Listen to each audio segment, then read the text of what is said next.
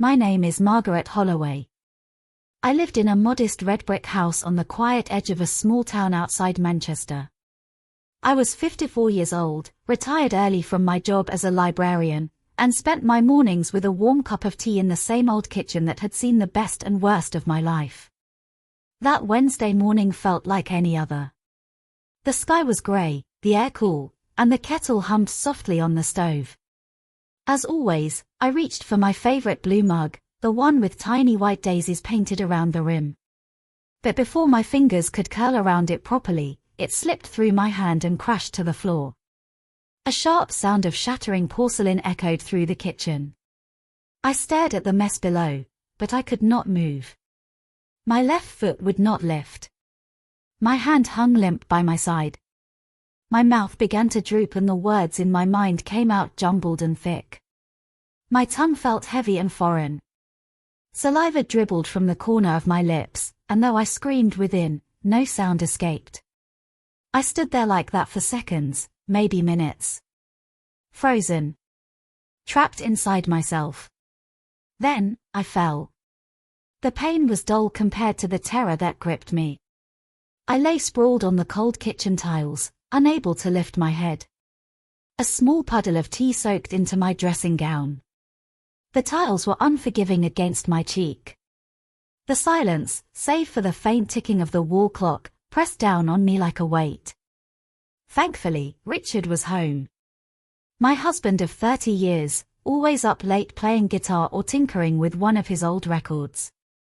He heard the crash, rushed down, and found me crumpled like a rag doll by the counter. His eyes widened as he dropped to his knees beside me. Margaret. Margaret, love, can you hear me? I could. I wanted to tell him not to panic, that I was still there, still fighting. But my mouth betrayed me. My breath caught in shallow, uneven gasps. He reached for his mobile with shaking hands, knocking it off the table before finally managing to dial for help. The ambulance came fast. Blue lights flickered against the living room walls.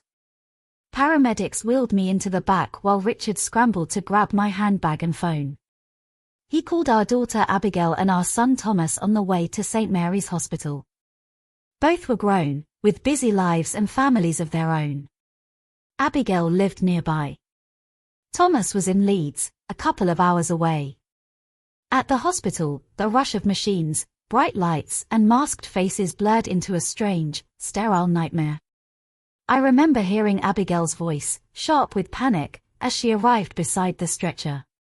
Her hand was warm in mine, though I could not squeeze it. Her eyes searched mine, frantic for a sign that I was still present. Later that day, a kind-faced doctor came in and explained that I had suffered a stroke. A mild one, thank God, caught in time. With rehabilitation and care, there was hope for partial recovery. His voice was calm and measured. He said I would need support. A lot of it. I felt a flicker of relief. Surely we could get through this. I had savings. The NHS would provide the essentials. Abigail was always dependable. Thomas, though distant, loved me in his own quiet way. And Richard? Richard would be by my side, just as I had been by his all these years. That night, I lay in the ward, listening to the hum of machines and the occasional beep of the monitor beside my bed. I could not sleep. The world felt unfamiliar. My body, alien. I closed my eyes, not in rest, but in fear. Something had begun. Something I did not yet understand. But deep in my bones, I knew it would change everything. The following morning brought no warmth. The lights in the ward buzzed overhead, and the thin hospital blanket barely held back the chill. A nurse adjusted my drip and offered a polite smile, but her touch was brisk, her attention fleeting. I wanted to ask what time it was, whether Richard had called, if Abigail was nearby. But my voice remained caught in the same fog that had taken my left side. Later that morning, Abigail returned. Her face looked tired, her blonde hair tied back hastily. She had not slept. She sat beside me and held my hand again, whispering that Thomas was on his way and that the doctors would meet them both soon. Her phone buzzed constantly with messages and emails, but she ignored them, focusing instead on wiping the corners of my mouth, adjusting my pillow, trying to make me feel human again. When Thomas finally arrived, it was almost noon. He entered the ward with the usual haste of someone who had somewhere more important to be. Suit jacket still buttoned, phone in hand, brows furrowed. He kissed me on the forehead and muttered a greeting that was more routine than heartfelt. Soon after, the doctor came in with a clipboard and a tone of calm authority. He repeated what had been said the day before. The stroke was mild, the response had been fast, and with therapy and support, I stood a fair chance at partial recovery. The key, however, was consistency. I would need weeks of physiotherapy, speech sessions, and emotional care. But most of all, I would need family presence. Abigail nodded quickly. "We'll work it out," she said. But before the doctor had even left the room, Thomas sighed and straightened his tie. "I've got meetings next week. Back to back. I can't take that kind of time off." He glanced at Abigail, expecting her to absorb the weight of it all. She scoffed. "Oh, of course. Let me just drop everything, shall I? Kids, work, bills, I suppose none of it matters." "I did not say that. You didn't have to." I listened, silent and still, as the air between them thickened with resentment. Their voices rose. Every old wound, every unspoken complaint, bubbled to the surface. It was not about me anymore. It was about them. About years of imbalance and hidden debts. Thomas accused her of always playing the victim, of using me as a free nanny, of living rent-free in the house I gave her. Abigail snapped back, reminding him who funded his first car, who paid for his deposit, who paid off his student debt. Their words spilled out like knives, each one cutting deeper. I could not bear it. And then, the worst happened. I felt it first as a warm dampness under the sheets. My face flushed with heat and shame. I had lost control of my bladder. There was no hiding it. The air changed. The doctor paused, mid-sentence. Thomas took a small step back. Abigail froze. Silence. Heavy and mortifying. I tried to lift the sheet, to turn away, to disappear. But my arm would not move. Tears pricked my eyes as the wetness spread beneath me. I had never felt so helpless, so exposed. Thomas was the first to move. He cleared his throat and looked away. "I have to go. I'll call later." He left without another glance. Abigail stood stiffly for a moment longer. Her jaw clenched, eyes still blazing from the argument. Then she leaned down, kissed my forehead and said, "Do not worry, Mum. I'll make sure he comes back." And then she too turned and walked out. The door clicked shut. I was alone again. Wrapped in shame. Swallowed by silence.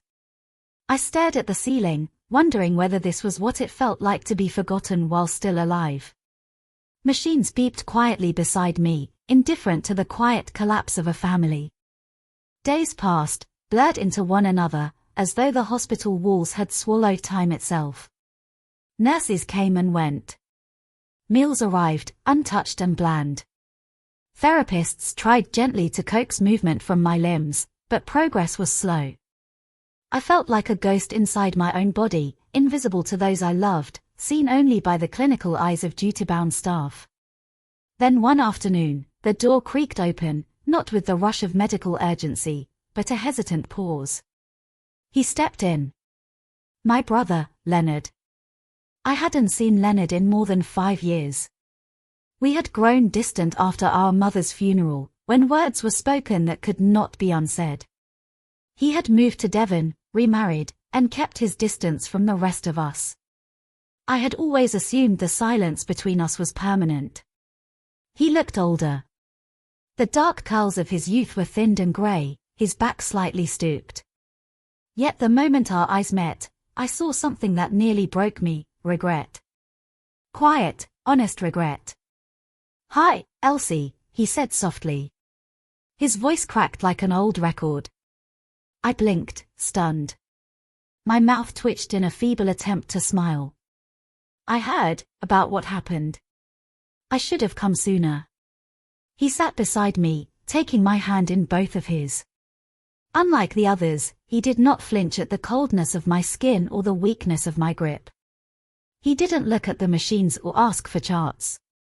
He just sat there, silent for a long time, as though words might shatter what little strength I had left.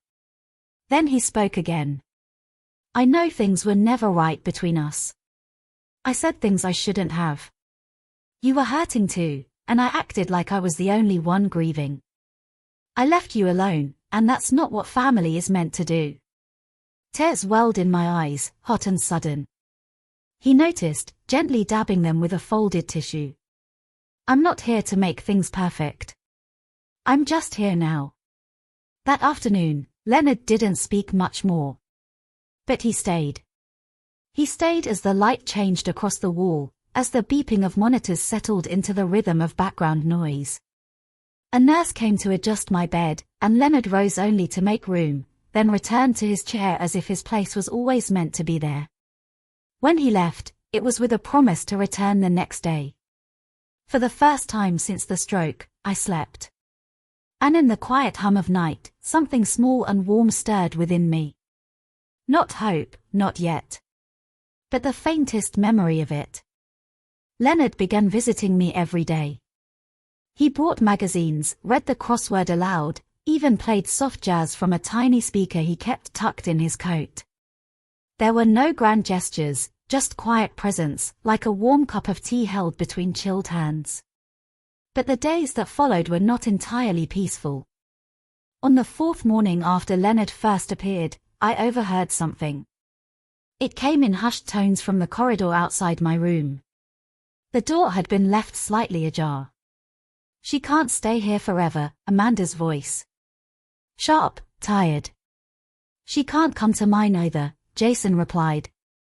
"Mag is already furious that we've had to cancel the holiday. And with the kids." Amanda cut him off. "You think I have space? I barely manage with my job and Mia's school runs. I'm already drowning." Jason exhaled harshly. "So what are we saying? We sent her to a care home. That's going to cost a fortune." I checked. "The council can help with part of it. But we'd still need to chip in." There was a long pause. Then Amanda whispered, "I think she'd want it that way. Dignity. Clean care. Professionals." Jason muttered something too low to catch. Then their footsteps faded down the corridor. I lay there frozen, more by the weight of their words than the immobility of my limbs. It wasn't just that they were making plans without me. It was how easy it seemed for them to imagine a life where I wasn't part of their homes, their daily lives, their messes and laughter. They had built a version of the future where I existed quietly on the side, managed, contained, and mostly, alone. That night, Leonard returned. I didn't tell him what I had heard. But he noticed something had changed. He looked at me for a long time, then leaned closer. "I had a chat with Amanda this afternoon. She told me about the arrangements they're trying to make. I wanted you to hear this from me." My heart beat louder in my chest. "They think it's best," he continued, carefully, "if you move into a residential care center near them. A place called the Willows." He waited, as though expecting me to respond. I blinked slowly. Then, with great effort, I turned my head slightly to the window. The rain had started, gentle and steady, tracing silver lines down the glass. Leonard followed my gaze. "Don't make your mind up yet," he said. "But when you do, I'll be on your side. No matter what you decide." For the first time in weeks, I felt something unfamiliar. Choice. Not a grand freedom. Just the tiniest sense that I might still have a say in where my story went next. 2 nights after the conversation with Leonard, I couldn't sleep. Something in me was unsettled. The quiet hum of the machines, the faint rustling of sheets down the hall, the tick of the wall clock, all of it pressed against my chest like invisible hands. Then, just past midnight, I heard the door open. Footsteps crept in, soft but hurried. At first I thought it was a nurse, perhaps come to adjust a drip or check my vitals. But the figure that emerged was not in uniform. It was Jason. He looked around nervously, closing the door behind him as quietly as he could. His face was pale, strained, as though he hadn't slept in days. "Hi, Mum," he whispered. I blinked, unsure if I was dreaming. He dragged a chair closer to my bedside. There was a flask in his hand, and the faint smell of whiskey lingered as he poured a small amount into a paper cup. He didn't offer it to me, of course not, but sipped it himself, wincing. "I had a row with Amanda. Proper one this time." He stared down at his hands, the cup trembling slightly. "She wants to send you away, but I'm not sure." I told her maybe we should bring you home. With us. Just for a while. Jason laughed bitterly, eyes glistening. Maggie nearly threw a plate at me. Then, quieter still, I remember when I was 10 and broke my arm falling off the garden wall. You stayed up with me for 3 nights straight. Didn't sleep at all. Just stroked my hair and held my hand. You made soup, even though you were exhausted. Told me stories. I don't think I ever thanked you for that. His eyes met mine then, properly, for the first time in weeks. I've been so selfish, Mum. I know I have. A single tear rolled down his cheek. He didn't wipe it away. I don't know what the right thing is anymore. But I didn't want another day to go by without saying this. I'm sorry. My throat tightened. If I could have spoken, I would have. He reached for my hand and held it, firmly, both of his hands wrapping around mine like he was anchoring himself. I'll fight for you, Mum. I promise. Whatever Amanda says. I'll fight for you now. He stayed like that for a long time. Not speaking. Not moving. And just before dawn, without another word, he kissed my forehead and left as silently as he had arrived. I lay in the dark, heart pounding, breath shallow. It had taken all this time, and perhaps the fear of losing me, for him to remember who he had once been. 2 weeks passed. Physically, I was improving. My fingers could curl weakly, and the nurses had begun helping me sit upright for longer stretches.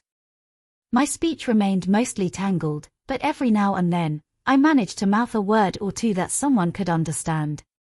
The days blurred gently, hospital food, physiotherapy, Leonard's steady visits, and the occasional tension-filled appearance from Amanda or Jason. Then, one afternoon, a young nurse named Sophie entered with something unexpected. "It's a letter," she said, laying the envelope gently on the blanket. "Your son dropped it off. Said he didn't want to read it aloud." Her smile faded quickly, replaced by a softness that suggested she had read the front. It simply said, "For Mum." Once she had left the room, I stared at the envelope. It took everything I had to lift my trembling hand, pinch the corner, and slide the paper out.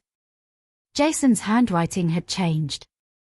It was neater than I remembered, almost deliberate, like each word had been rewritten in his head a dozen times before ink met paper. "Mum. If you're reading this, I guess I couldn't face saying it to you in person. Cowardly, I know. I've been thinking about the past. Not the big things. The little ones. How you used to hide lemon sweets in your coat pocket for me on rainy walks. How you always remembered to iron my school shirts even when you had 3 jobs. How you used to sing to the radio off-key while washing up. I think I buried those memories deep. It made it easier to act like I didn't owe you anything. But I do. More than I'll ever admit in front of Amanda. You weren't perfect. You were tired. You got angry. You made mistakes. But you never stopped trying. I see that now. I wish I'd seen it before. I want to help. I don't know how much I can do, but I want to try. Not out of guilt. Not out of duty. But because you're my mum. I love you. I just didn't know how to say it. Jason. My vision blurred. Not from tears, but from the aching swell that filled my chest, a mixture of sorrow and something dangerously close to hope. That night, Amanda visited. She arrived late, wearing a coat far too thin for the weather. Her face was flushed, not from the cold, but something more heated, frustration, perhaps. I saw Jason's car leaving just now, she said shortly. He's been sneaking around here more than usual. She sat on the edge of the bed and, without warning, dropped her head into her hands. I'm so tired, Mum. I don't want to be angry anymore. But I am. All the time. At you. At him. At everything.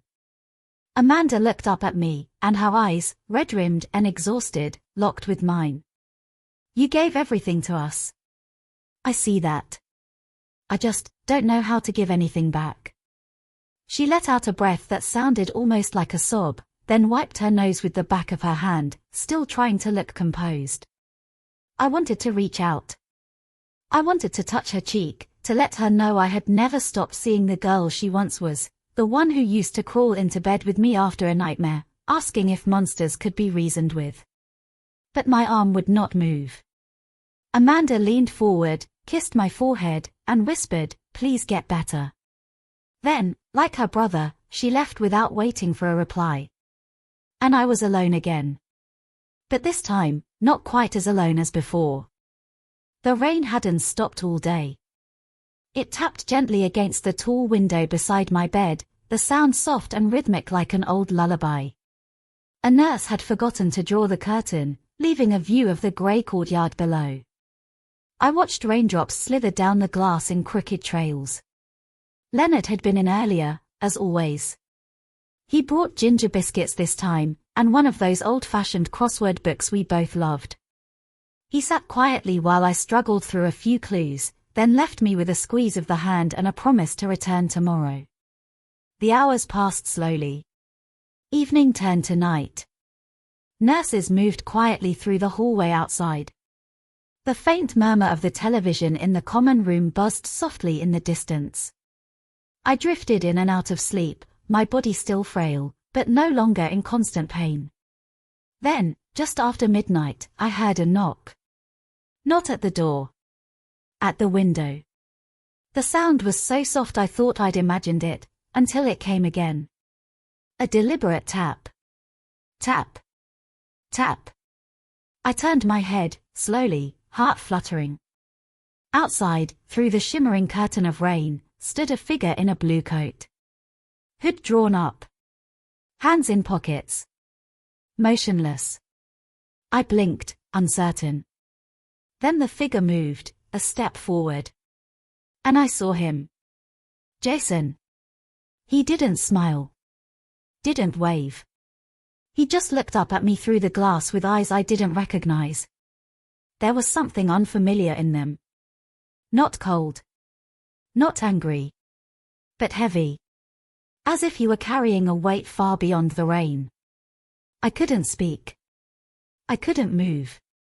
He raised one hand, pressed it flat against the glass, and stood there for a moment. Then he turned and walked away into the darkness. The next morning, he didn't visit. Neither did Amanda. But the nurse came in with a folded piece of paper, not a letter this time, but a form. "Mr. Jason Whitmore's been in touch," she said carefully. "He's asked about transferring your care. A local facility near his home. He says he'd like to be more involved now."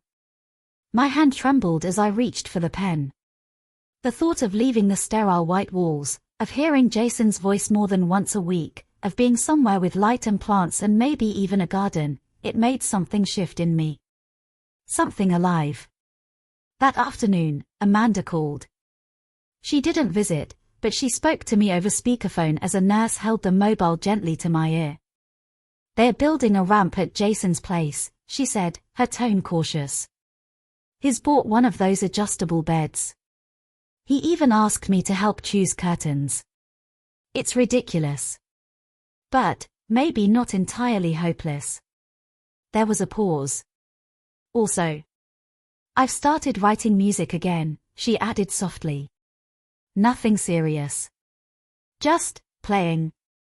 Singing to the kids. It's strange how that makes me feel like myself again." The nurse smiled at me, her eyes kind.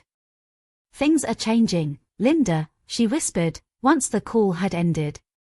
"And I think, slowly, so are they."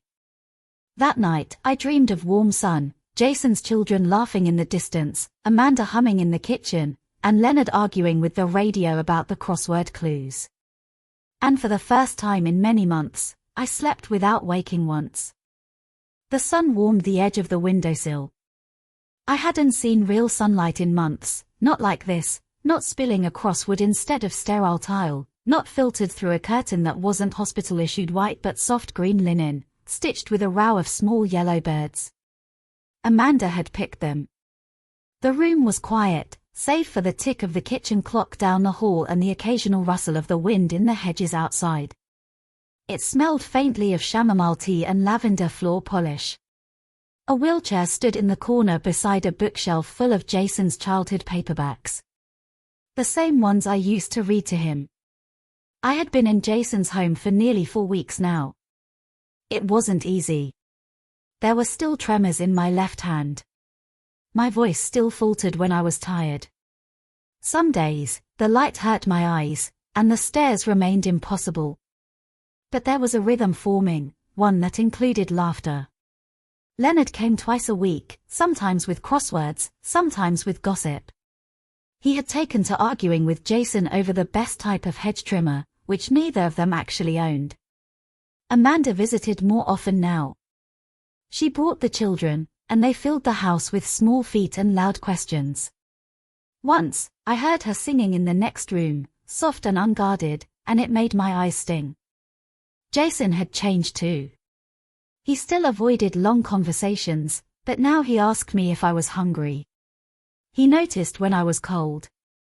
And each night, he knocked on my bedroom door to say, "Good night, Mum," before disappearing down the hall. One morning, I found an envelope resting on my lap tray. No name. No handwriting.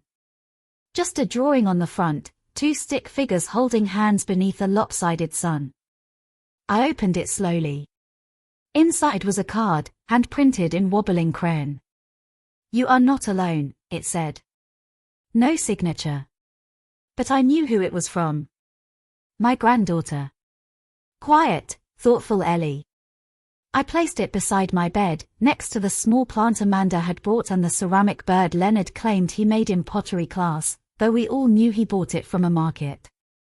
A few days later, the district nurse visited. She examined me carefully, scribbled notes, adjusted my medication. Then she paused by the window and glanced back at me with a smile. "You're stronger," she said. "Not just your body. Your eyes are different now." I didn't answer. Because she was right. In the stillness of that room with the green curtains, something inside me had begun to heal, not just the wound in my brain, but the deeper ones, the hidden ones. The house was never quiet for long. That evening, Amanda arrived with both children in tow, bickering over something in the car. Leonard came in behind her, carrying a tray of what he called stew but smelled suspiciously like curry. Jason was already in the kitchen, burning toast. Again. And amidst the noise, the voices, the scent of something about to boil over, I sat in my chair by the window, watching the shadows stretch across the floor, and listened. To the warmth. To the noise. To the family that had, in their own clumsy, broken way, come home.